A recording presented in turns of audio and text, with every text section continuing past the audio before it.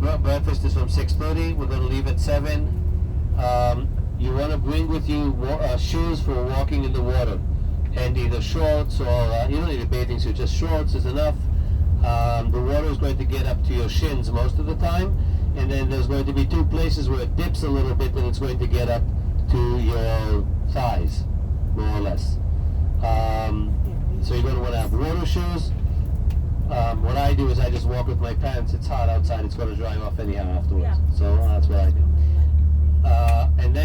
But besides that, we're going to a whole bunch of churches. So you need to be dressed for going to church. And we're going to go to the Gardens of Gethsemane. Well, actually, we're going to go to a place called Domus Flevit, which is right above the place that is called the Gardens of Gethsemane, but I'll explain that to you tomorrow. Mount Zion, where the upper room is. And then we're going to have lunch in the Jewish Quarter. Go to the Church of St. Peter in Gallicanto, which is where Peter denies Jesus 3 times. And then we're going to go to the City of David. The City of David is set at 1 o'clock. So, and I have to be in the army tomorrow night for a very important meeting, which I cannot be late to. And so, so the added surprise, everyone wake up, elbow the person next to you and tell them to wake up, because then they're going to be going, what was said, I missed it, everybody's shouting and screaming and getting excited. Okay, so almost mentioned that because we have the amazing Raja, we have the availability to go to a gift shop and do some shopping tomorrow evening, afternoon.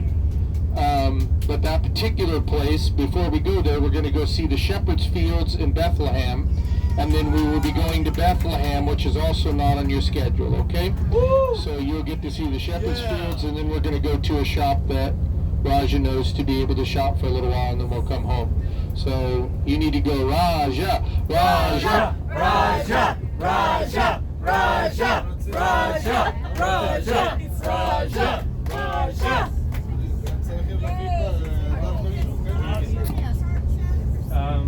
What's that means? Do they need to bring a scarf? no, you won't be able to get into the church because it won't work out as far as time goes. No, churches. Churches, no, you don't need that. You just need to cover your shoulders, no deep cleavage, no knees. Also the guys can't wear shorts. If you're wearing shorts, they have to be down to your knees. And also the guys can't have any deep cleavage. Great, Dave. No hair coming out over the top. I like it. So tomorrow you need to bring your passports with you. כן, אז יותר, אתה רוצה, אז אתה תיכנס בגש. You're going to be going into Bethlehem. Bethlehem is area A. It's like Jericho.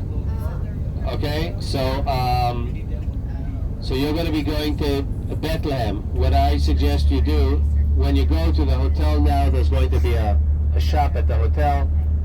Forget the shop at the hotel. This place where Raja is going to take you is going to be cheaper. What?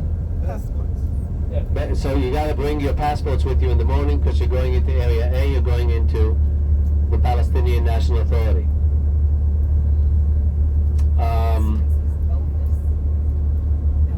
What, Elvis? Okay, yeah. It says Elvis. Any of you are Elvis fans? Over there, there's what is reputed to be the largest statue of Elvis in the world. What happens over there is that in Israel, with people who get the preference for having gas stations in the past, it used to be people who were wounded veterans. And if you get a gas station, a permit to have a gas station, that's more or less a very safe meal ticket.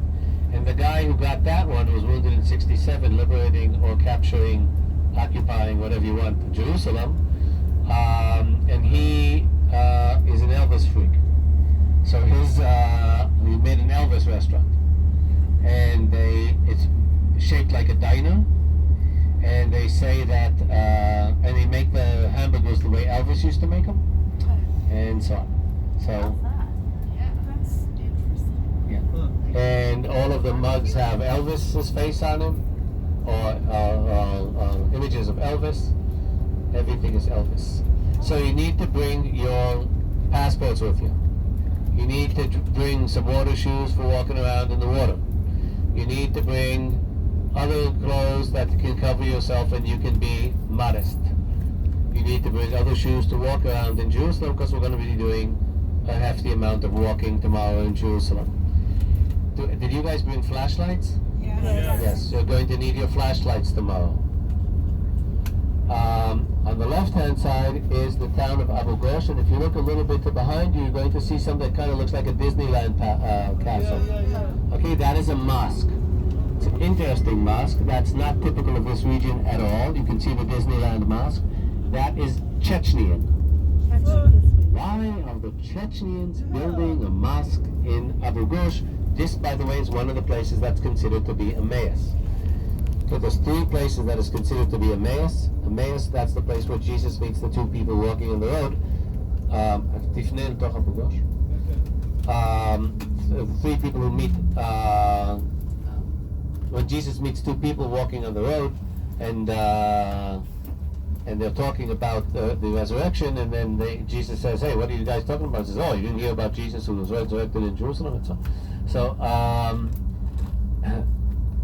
what happens over here with the Disneyland thing is what's going to happen in Jerusalem, and I'm going to show you with the Europeans and churches. The Europeans wanted to get a foothold in here, and they built churches. The churches, there is no church that's built to blend in here. The Russian church looks like the Kremlin. The German church looks like a Bavarian church. The Italian church looks Italian. Here, this is the clashing point as far as the Muslim world is concerned between the West and Islam. And so they,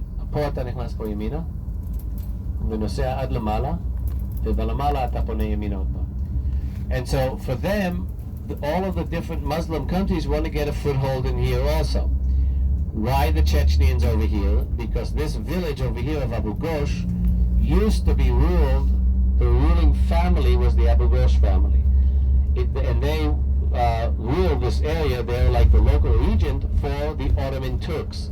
But they were very unruly, so the Turks bring Chechenians here to be mercenaries to keep these guys in place. And so then the Chechenians have Chechenian descendants here they've been here for 150 years, let's say, to make life simple. So they wanted a foothold, and here is where they could get it. And that's why that church looks like that. It's built like a Chechenian church because it's a declaration.